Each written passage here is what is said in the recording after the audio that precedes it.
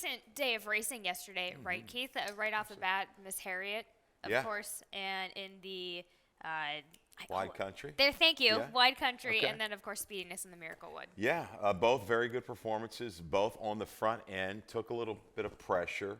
J-Rod, the common theme there, Yes. the jockey, judged it, did a really good job on the front end. Both kind of released a little bit mid-stretch and got it done. So good efforts. Good to see Brandon McFarland. Like I say, not a real high-profile barn, but puts in a lot of work, a lot of time, gets it done. Ness, with Speediness, showed that he could handle that pressure. So that was a good effort from that one. All in all, a pretty good day. It was a great day. Let's take a look at, we have another nice day potentially coming up. You know, I said it was sunny skies coming. It was overcast all day yesterday, Keith, but now officially we have sunny skies going on today. Oh, yeah, if you can make it out here, definitely do. Beautiful day, 36. Temperature's going to creep up a little bit more than that. Just some light winds. So come out and enjoy us to wrap this weekend up here on, what is this, the 25th? 25th. Man, we are rolling through the month. Yeah. I know. Okay. Wild, quick, very quick February so far. That doesn't happen too often, but let's make it quicker for you. All right. Let's get started on this card here for Sunday. Early pick 5, of course, claiming at 10,000 for the girls 4 and up, which have never won 2, going 2 turns around the lovely Laurel Park, Keith. Yeah, this might be a touch of a reach. I don't know. Dry humor. I didn't see a whole lot of speed in this race, and I always am a sucker for that. I'll look for the lone lick of life. I think she is the quickest, this mare, but she may not be what she used to be. That's the kicker for me. They didn't really go too fast last time. You know, took pressure, had to duel through, you know, kind of pedestrian-like internals. Maybe if she's able to clear, she gets brave up front and can control this race from basically start to finish. Looking for water. Your top selection, the 7-horse, had a very, very difficult start last time. Was impeded as soon as the gates opened. Boom, it was done from there. Tried to, you know, made a little bit of a run just to flatten out late, but it's definitely capable at the 2 turns, and I don't terribly worry about the post position. She just doesn't have a lot of speed. The horse just to her inside, you know is going to go. So I think the worst she is maybe 3 wide into the first turn and can kind of navigate a trip from there. Destined to Dance. This was a brutal beat. I was playing a little Charlestown that night on February the 7th. One more jump is all we needed at a 24-1 price. You know, played that horse off of our little trouble comic, caught behind foes January the 13th. Eligible to jump back up here, I think, and finish with Raul Mina. Jorge Hernandez goes to the 6th. The other Corrales, the 2, certainly set up well off the 7 furlong race last time out. A little bit of late life, and has run well its best figure at the mile and a 16th. We'll hope the 6 can get to the front and keep on going in the opener. 6, 7, 5, 2 for Keith there in the first. Race number 2 starts the early pick 4 in that, claiming a 10,000 again for the girls 4 and up, which have never won 3, going short 5.5 on the dirt here. No scratches here in this race. You go with the number 8, La Samana Laura here in the barn at 4 as I scroll down to John Salzman Sr., Gene Brusino. Yeah, like the way Brusino rides, no doubt about it. This one's been off a long time, or just over a year. Faced better, and I'm looking at this race, the speed that's signed on, Baby Sox Cora's Choice, a couple other ones want to be forward. La Semana Laura with the class drop, freshen up with a rider that I can judge pace and sit back off of and make a run. This was kind of like a late audible for a price shot for me. Why not? Ran okay. The only time it encountered a break, a fairly significant break, ran well sprinting. There's your shot there. What do we have? 8-1 morning line. I think we're going to demand 8-1. This one pulled off a big upset, 42-1, 2 races back. That was a long time ago. Yeah, attack mode here, in for the 10 off the break. You also go with Devil Pays in Gold for David Howard, coming for win number 2 with Alexander Crispin, coming from that 25 down here to the 10 effort. Yeah, another attack move. Ratified 2 back, ran a good race to that one. I think that horse won this week at Parks. Good effort, rated inside run, driving on the 31st. This one can judge pace. I think this is the right kind of move. When you get these fields, this is kind of where they are, that high 50, lower 60 range. Try to work through the conditions. I like the placement here. This barn has had some luck with last out winners. I got on a little bit of a roll with Charge to Victory not too long ago. Devil Pays in Gold, another one I think should be able to work its way over and save a little bit of ground before giving that run from the quarter pole home. Baby Sox, big improve. Talk about it. Yeah, big improve last time. Callie had a major excuse at Laurel 2 races back over this racetrack. Ashley's Sure. ring came back to it. Might have been shipped out of time to get the job done, but I didn't see that kind of speed coming, that kind of performance. Interesting they don't kind of bump her up a little bit. They're going to go right back here, right back at you. I think she'll take a little bit of heat. If she breaks cleanly, yes, but Cora's Choice just to her outside is pretty quick in her own right, along with Fancy Gracie. Could press that issue as You also include, for crying out loud, Mikey Gorham, Jamie Rodriguez, 8-7-3-4, Keith. Yeah, I think this horse, again, a little touch of reach last time. J-Rod went up there to ride. It had no good. Comes back, stays on this mount. Again, saves ground.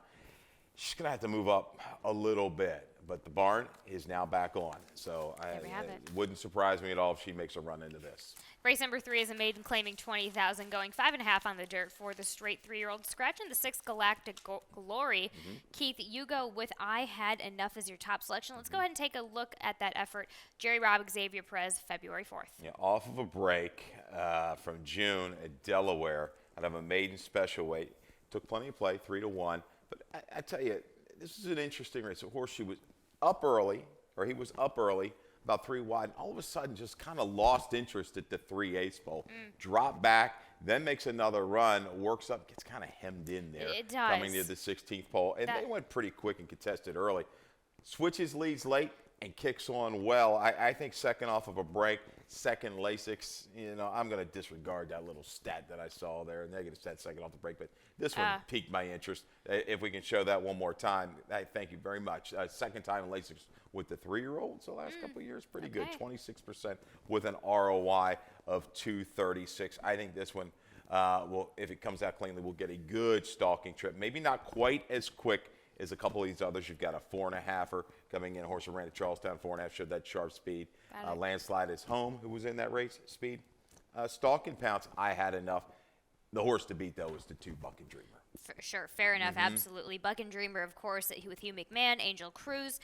This one coming off of the maiden 30 efforts. It's just always knocking at the door, chasing for it. I'm wondering if they may try and change things up a little bit, but I think this horse is just so one-paced, nonetheless. Yeah, this just subtle drop. Now, coming back kind of quick, but this subtle drop very well could get it done. They went quick last time, 22-4, 46-3 for those types. Made that move just to fizzle through the last eighth of a mile. 2 back try is good. Yeah, back in 9 days. The barn, though, how about the last 14 days for Hugh McMahon? Don't sleep on him now. 4 for 12 with an ROI of 437. Proper player Keith Fusel goes 5-2-1-4 here in race number 3. You also include the 1 Iceman Carlos and Baytown Admiral there in the 3rd. Race number 4 has a little bit of fun. Keith, we share this race a little bit. It starts your middle pick 4. Yeah. Okay. Yeah, I just thought from a cost standpoint. What were we, 3 and 4 I think yesterday? you went with the right move there. Talked about that yesterday. If you could have gone in that middle leg, get the big price home with that was the Ginter horse. Yes, with the Kingdom Force. Yes. Yeah, man. Yeah, got it done. Big improve there. 1, 2, 6, 7. Though we're gonna go 4 deep, Callie, to get you started in this middle pick 4. 3 deep in race 5 with the 5, 6, and 7. Tina, your price user in there. I'm going to single Heldish. Some scratches in race 6. Scratch the 3, the 5, and the 6 in race 6. And we'll talk about it a little bit later, but just an early heads up. No jackpot super high 5 in race 6 today. We are alerted, so that's good. We take care of that. Race 6, though, you single the 4. I think Heldish very tough here. Race 7, 1, 3, and 5 for an $18 ticket. There we go. And let's go from Keith's nice $18 ticket to my $21.60 ticket for the rest of the card in the Rainbow Pick 6. Of course, 2 deep here in the 2 and the 6. I'm going to single down in race number 8 on the number 2. I take a stab. I think you could go wide in that race. Things are interesting enough, especially with Magic Michael coming back to Laurel Park here. But Gary Capuano had a really nice runner, kind of the same setup situation as Shaft's Bullet. I believe it was a really good second. I believe in the John Campbell. I will remember it, but Shaft's. So a stablemate who was 3rd off of the layoff. Similar type of form to Shaft's Bullet in the sense of how he was doing in races. I feel like the barn's starting to potentially turn around there a little bit. So I take a little bit of a gutsy stab in race number 8, and then just keep it at $21.60 for that rainbow pick 6. But Keith, let's get back to your first leg in this middle pick 4 in race number 4. What a way to start it. Starter optional 20,000. Mile and 16th on the dirt for the girls 4 and up. Scratching the 3, Jess's Gypsy Girl. Scratching the 5, Feathers. Keith, you go with the number 7, True Blue Pearl. This is, of course, in the barn of Hugh McMahon, Tori Alba. They got a winner yesterday. A little bit of value maybe. It's going to come down off of that 6-1 morning line. A couple scratches in here. But, yeah, and talking about Tori Alba, calling charts, we really keep a close eye on everything out there. The jockeys, definitely. And I tell you, what an improvement over about 2 weeks ago for this rider. A couple of rides I've seen he's put on, getting stronger, good seat on the horse. So, yeah, making some definite strides in a hurry. Hence, I'm going to go for trouble here with True Blue Pearl. Got the better of Joya Del Sur. It looks like the speed, again, Joya Del Sur going off the claim here. But True Blue Pearl, a very good move. Rated kindly at Penn last time, pounced on those rivals to win going away in the A. Other than it comes back to a track. She's fine. She's fine at the 2 turns. I think she just measures the speed of Joya Del Sur and edges by. Okay, I like that. That was originally the way I looked at it. So I like that. You have also, of course, Red Wine Time, Rudy Sanchez-Selman, Raul Mena with Joya Del Sur underneath, along with Click to Confirm for Jamie Ness, now in the barn of Jamie Ness with Jamie Rodriguez. Yeah, waiting for Click to Confirm kind of to come back again. Sure. Boy, she ran some big races. She goes 3rd off of a break. That's only about 13%, if I saw that correctly, 3rd off of this type of a break going long.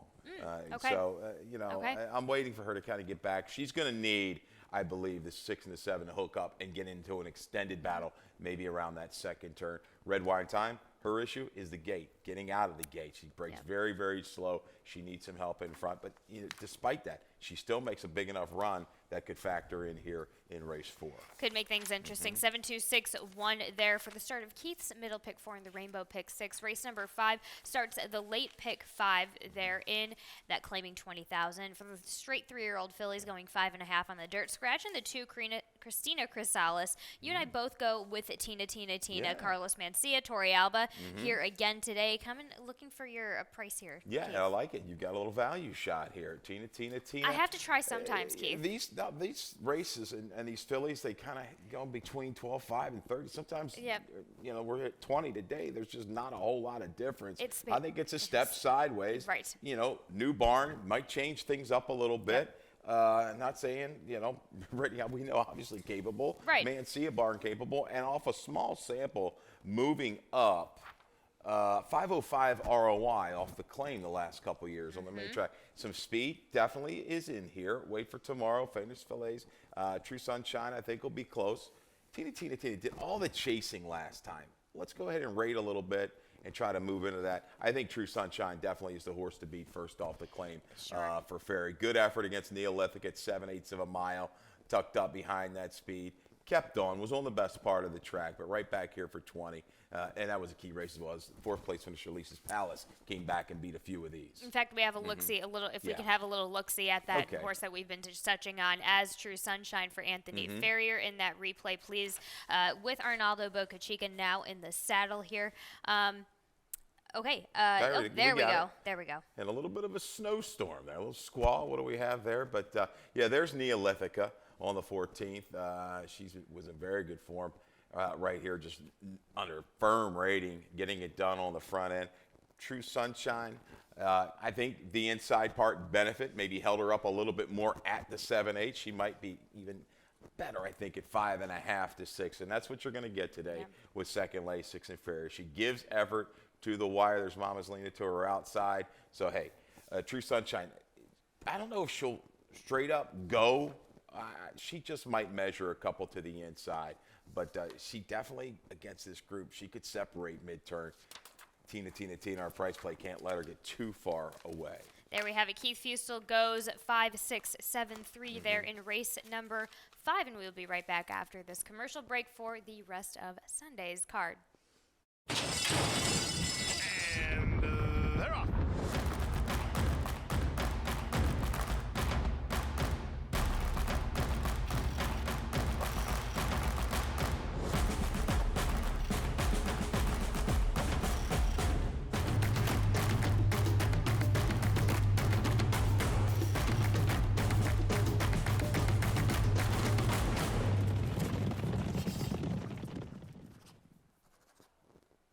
Welcome back here for the rest of the last of racing here for the weekend. Of course, as Keith highlighted, no jackpot in this race and no super high five in this race, but it does start the late pick 4 here in this claiming 40,000 for the 4-year-olds and up, which have never won 3 scratch in the 3, 5, and a 6. Keith, you go with the number 4 Heldish. This is your single on your ticket, and let's take a look exactly why from that effort last time out. Yeah, a little bobble at the gate, February the 9th. Come off a little bit of a break, but what I liked was Heldish had run quite a few poor races in a row. It wasn't the Heldish that we kind of knew back when. He's kind of got it back together, recovers quickly off of this race, and I thought all in all, looking at the field, it was solid enough compared to what he's got to face today. He did a lot of the dirty work, a lot of the grunt work, and still holds well. Clear for the place.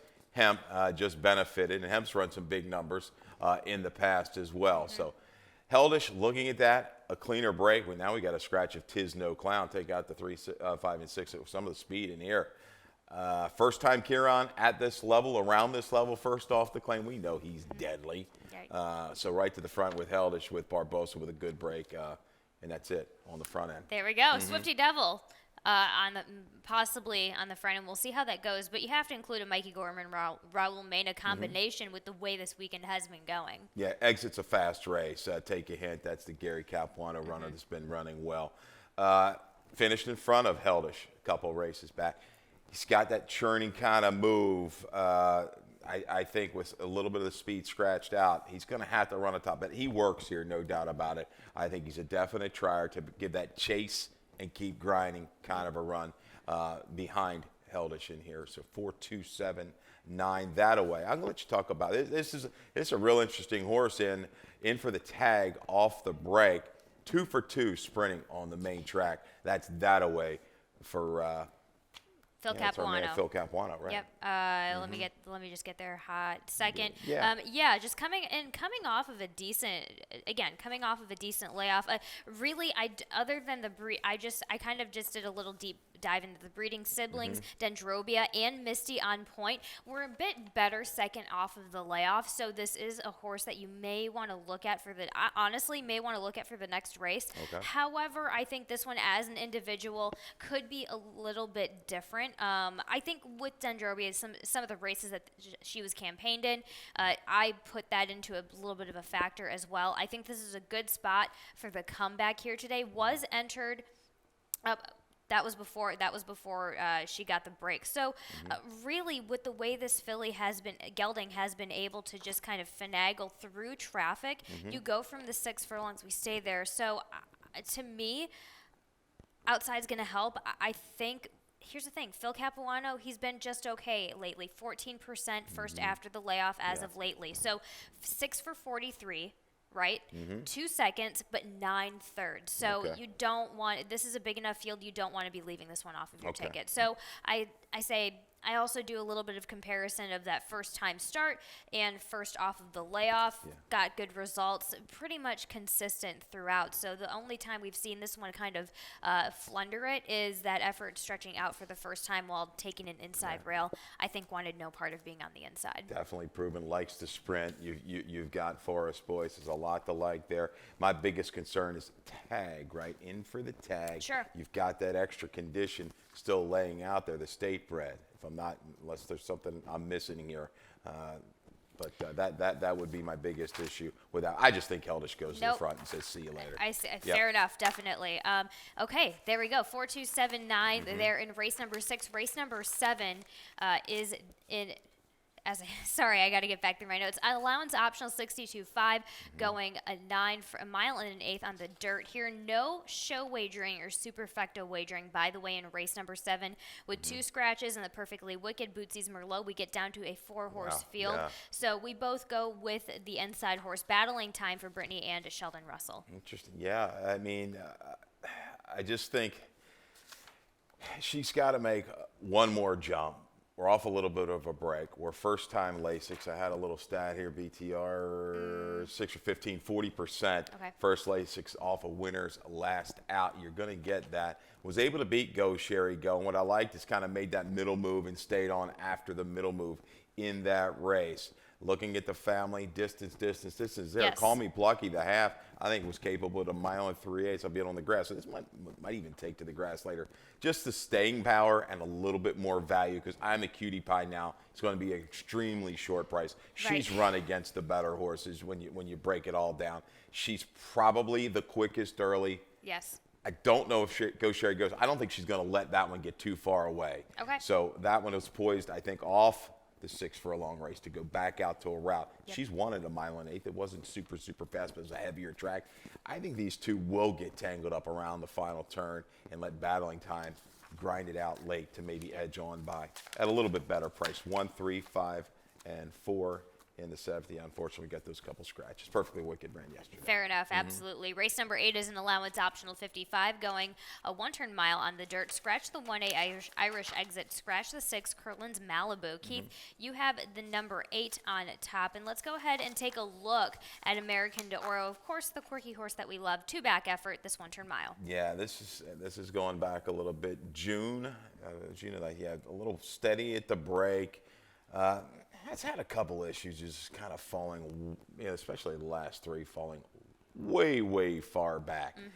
But when this guy's right, he can really do some damage. Right here, just a little funky. He's got to fight. I don't know what he's got here. He loses his action. And I don't know what exactly was going on there. So looked like he was getting ready to kind of ramp up a little bit more of a run, and it just didn't happen for him. But given a break, I think he catches some of these horses not on their best form. Sure. I'm hoping he's tied on. You go get Forest Boys. This horse doesn't mind that inside trip. I've seen some good runs with Glazer bringing this horse up the inside. He's beating the horses like Zabracadabra and horses like that, running buyers in the mid-90s. A little bit of a reach, but I think with the speed, Coffee with Chris, quick, outlier, right back, ran dead game on a track that really wasn't his type. It ran very game against I1. But I think there's enough flow in here that is definitely going to enhance the chances for a price of American d'Oro to make that run from multi-pace to 1-turn mile. Shafts Bullet, like your horse as well. Sure. He just got the overland trip last time. Right. No shot into that flow. Hung out wide, back, reunited with Lopez. I think can track definitely and make a stronger move into it. I think he'll be pouncing by the time they hit the top of the stretch. You touched a little bit on Magic Michael, just kind of coming off of that effort. But what about also the number 3 Irish Cork, John Service, Frankie Pennington, also coming off of a significant enough layoff? Yeah, works are forward again. He kind of topped out in the close to a middle 90, kind of a buyer figure. Yes, that puts him there. He's going to have his running shoes on. His style is a little bit more closer to the flow. He makes that initial move. Can he withstand the pressure? I kind of give, from a price comparison, I think American d'Oro just a little bit of an edge because I think he can come a little bit further back and do some damage. Magic Michael, yes. That was not a customary run for him last time. He should definitely get back on this game today. But he's going to be a shorter price. American d'Oro for Keith Fusel's top selection, 8-2-1-3 there in race number 8. Our finale here for the weekend is going to be a claiming 8,000, a mile and an eighth on the dirt for the 4-year-olds and up. Scratch in the 2, scratch in the 6. Keith, you and I both talk about Galatians in our top selection. Let's take a look at that effort last time out to kind of give us a little bit of reason why. Galatians, yeah. I mean, I thought this was a really good effort. February 4th. A little bit of an outer lean from what we thought, talking to Dave and Dan. Was down inside for a while and didn't have the easiest go. Has to work between horses, shifts out, but this guy just keeps on getting the last 3/16 of a mile. Doesn't look like he's quite going to kick on. Coming to the 8th pole, he switches over that correct lead and closes in almost 3 lengths. Through the final 1/8 of a mile. A mile and an eighth against this group, even though he hasn't won distance, should be right up his alley. Cavalry Command comes out, which is a major assist to Brasstown, who looks like, could be the controlling speed. But Galatians a little bit sharper late. You might be able to keep him in his sights and just get him in late. 1-5, 5-1. Jack Harmon types. If they don't go too crazy up front, those two should stay around the closers obviously steal money. Virginia Fullest. So we got a rider change as well. Brasino is going to ride the 7, right? Virginia Fullest. Yes. Can we get that one? Yeah. Yep, There you got go. it. There we go. There we have it from Keith Fustel, 1574. But wait, we have more from Keith Fustel. Of course, we have his value play that he's going to touch on here in race number 4, True Blue Pearl for Hugh McMahon, Torrealba, the number 7 horse at 6-1. I think that 6 might be cut in half, unfortunately, when it's all said and done with a couple of these scratches. That kind of happened to you yesterday with your value play. Yeah, but we got our horse. Port Swing was our stat play, got it done. Yes, And then yes. nightcap last time, and a pretty. That was great. tore up the rail with Went a off big on it. big run. Yeah, Yes. 437 ROI the last couple weeks here for Hugh McMahon. Just track the speed and hopefully go on by with a rider that we talked about, Toralba, that's going the right direction. You also go with your best bet in race number 6, of course, Heldish. Yeah. Second time in the Kieran McGee barn here with J-Ron Barbosa, 5-2.